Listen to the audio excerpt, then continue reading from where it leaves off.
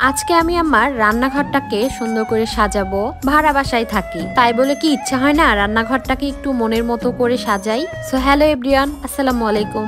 আমার রান্নাঘরের এই তাকের নিচে ক্যাবিনেট করা নাই, আর এটা দেখতে এত বেশি বিশ্রী লাগে, আর এর জন্য আমি ভাবলাম কাপড় কিনে আমি নিজেই একটু ক্যাবিনেট করে নেই। ভাড়া বাসায় থাকি, বাসাওয়ালা যদি ক্যাবিনেট করে না দেয় তাহলে তো আর হয় না। আর আমার বড় যেহেতু পুলিশে জব করে, আমরা এক বাসায় বেশি দিন থাকতেও পারি না। তাই তো আমি এই যে দোকান থেকে কাপড় কিনে নিয়ে এসে নিজের হাতে সেলাই করে এভাবে লাগিয়ে নিলাম। তো এ পাশটাও সুন্দর করে লাগিয়ে নিলাম। তো আমার কাছে মনে হচ্ছিল আগের তুলনায় একটু হলেও সুন্দর লাগতেছে।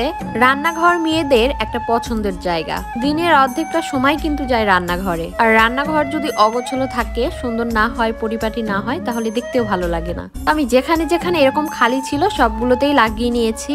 এরপরে আমি মশলার জারগুলো তুলে নেব। মশলার জার বলেন, যে কোনো জার বলেন, এখানে কিন্তু এই র্যাকে রাখা যায়। এই র্যাকটা আমি অনলাইন থেকেই নিয়েছি। যে পেজ থেকে নিয়েছি পেজটার নামটা কিন্তু আমি ক্যাপশনে দিয়েছি, আপনারা চাইলেও নিতে পারেন।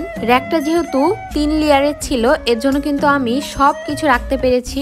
রেখেও আমার অনেক জায়গা বেঁচে গেছে।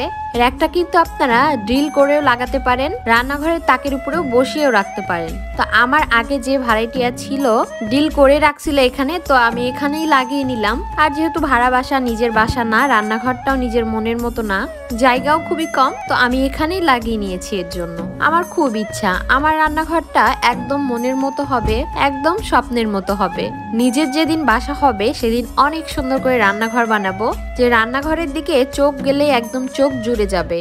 যাই হোক, এই যে অল্প বাজেটে অল্প সময়ে দেখেন কত সুন্দর করে আমি মশলার জারগুলো, আমার যাবতীয় যত জিনিসগুলো ছিল সবগুলো কিন্তু একটা র্যাকের মধ্যে আটিয়ে নিয়েছি। আর এখন দেখতে বেশ ভালো লাগছে, একদম গোছালো লাগতেছে।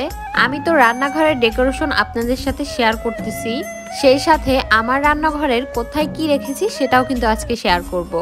আগের ভাড়াইটিয়া দেওয়ালের সাথে ওই হ্যাঙ্গারটা লাগিয়ে রাখছিল, ওখানে আমি কিন্তু অনেক কিছু ঝুলিয়ে রাখি। আমার এদিক থেকে একটু উপকারী হয়েছে, যদিও আমরা আসার পরে আমাদের বাড়িওয়ালা বলেছে পুরো রকম জানি ড্রিল করা না হয়। আমিও ডিল করিনি, কিন্তু আমার যদি বেশি প্রয়োজন হয় তখন তো আমার করতেই হবে। আপাতত আমার ডিল করা লাগতেছে না।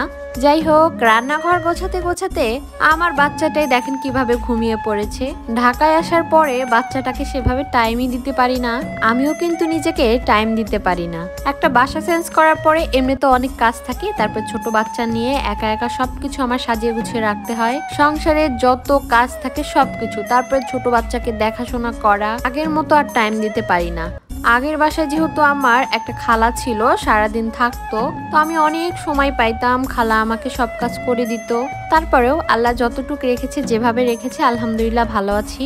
আর এই তো আমার রান্নাঘরের ফাইনাল লুক। আমার রান্নাঘর কিন্তু সুন্দর করে সাজানো হয়ে গেছে। তো আমার রান্নাঘরটা কেমন লাগতেছে অবশ্যই কিন্তু জানাবেন। ভাড়া বাসায় ছোট্ট রান্নাঘর, যতটুক পেরেছি ততটুক আমি সাজিয়েছি, আবারও কিন্তু সুন্দর করে সাজাবো, অনেক কিছু বানাতে দিয়েছি। তো আজকের এই ভিডিওটা আপনাদের কাছে কেমন লাগলো অবশ্যই জানাবেন। সবাই অনেক বেশি ভালো থাকবেন, সুস্থ থাকবেন। আল্লাহ হাফেজ, and thanks for watching.